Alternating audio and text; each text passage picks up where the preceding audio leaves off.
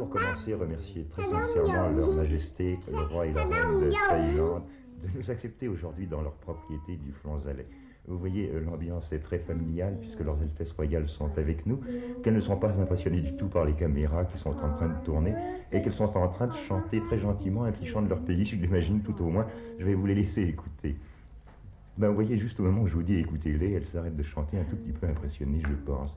Mais est-ce que j'ose peut-être vous demander, Majesté, de nous les présenter l'une après l'autre, de nous dire leur nom et leur âge aussi?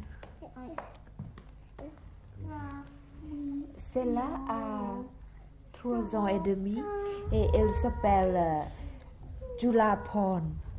C'est un peu un nom très difficile. Et celle-là a 5 ans et demi et elle s'appelle Sirinthorn. Et je crois qu'il y en a une qui est un tout petit peu plus calme que l'autre. Celle-là, celle-ci. Oui. Elle est très féminine.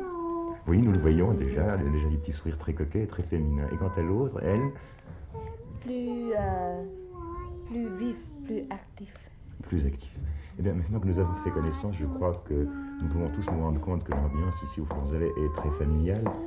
Et d'ailleurs, sire, je m'adresse à vous maintenant. Lorsqu'on parle du Flonzalais, on parle obligatoirement du lac Léman. C'est le lac Léman que nous dominons et que vous connaissez fort bien puisque vous avez fait une partie de vos études à Lausanne. Lausanne dont vous gardez un grand souvenir, je crois. Nous étions ici assez longtemps. J'étais à l'école ici, à Lausanne. Et on connaît bien le lac Léman ici. Mais est-ce que la Suisse et Lausanne, c'est le lac Léman ou c'est encore autre chose?